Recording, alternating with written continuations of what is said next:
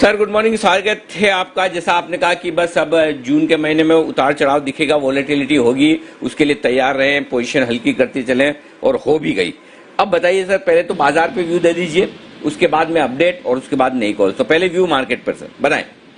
हाँ, good morning Anil ji. तो आपको याद है सोमवार को आप भी अचंभे में थे कि मैं 10,200 पे आपको बोल रहा था प्रोटेक्ट योर प्रॉफिट, और प्रॉफिट बड़ी मुश्किल से आता है इस 2 महीने में, और वही हुआ सर। अब 800 पॉइंट की करेक्शन आ गई है।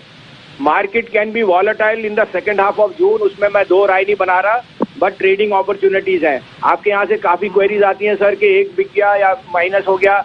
आपको अनिल जी हमने बताया कि या तो पेयर ट्रेड कीजिए या हेज कीजिए, लेकिन अपने आप को प्रोटेक्ट कीजिए, और उसके लिए या तो आप प्रॉफिट बुक करके कैश में बैठे, जो बड़ा मुश्किल है क्योंकि बाजार का उतार चढ़ाव आपको बैठने नहीं देगा। मार्केट में अंडरटोन बुलिश है, लेकिन एक करेक्शन अनिवार्य थी जो आई नहीं थी, और इस वास्ते अनिल जी अगर 35% इंडेक्सेस राइज करेंगे तो 10% की करेक्शन ब्रूटल भी होगी और तकलीफ भी देगी। इसलिए हमारा यही निश्चय था कि आप आपका प्रॉफिट बचाइए, और अगले 2 हफ्ते के लिए भी I don't rule out lower levels coming, but again these will be opportunities to buy if you are looking into July and beyond.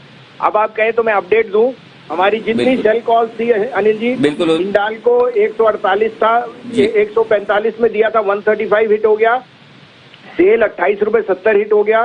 Tata steel 300 रुपए, एस्कॉर्ट्स 900, ग्लेनमार्क 372, बजाज फाइनेंस 2200 और टीवीएस मोटर 312। तो आपको अब समझ आया कि अगर हम हेज करके चलते हैं या कोई पैरेलल शॉट लेते हैं, उससे हम अपने आप को प्रोटेक्ट करते हैं। अब आप कहें तो मैं आगे की कॉल दूं। कईयों को मैंने कॉल दी हुई थी तेजी की भी, लेकिन तेजी की कॉलों में आपको अगर स्टॉप लॉस भी हो गया है तो अगर वो स्लाइटली लॉन्गर टर्म आप होल्ड करते हैं रखिए, but you must realize there is a difference between the trader and investor.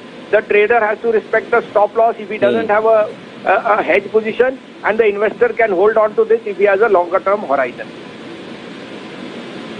Perfect है, और बिल्कुल, और आपने एकदम सही वक्त पर कहा भी।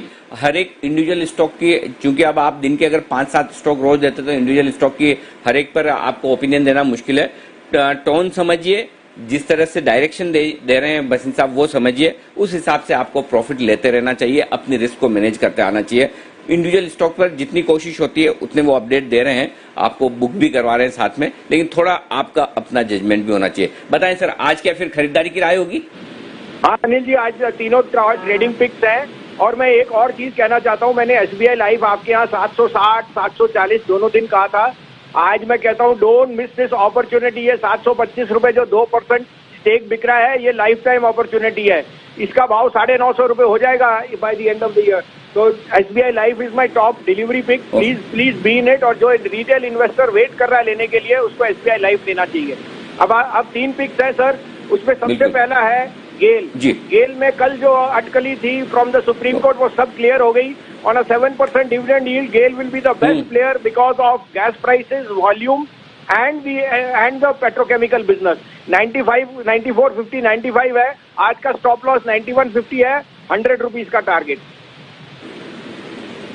ओके, कल सुप्रीम कोर्ट की तरफ से डिसीजन आ ही गया कि गेल और बाकी जो सरकारी कंपनियां हैं उनको एजीआर का नोटिस नहीं जाना चाहिए, तो उसके बाद रिस्क खत्म हो गई है। 94, 95, 96 रुपए की रेंज में खरीदिए। 91 रुपए 50 पैसे, 91.5 का स्टॉप लॉस है।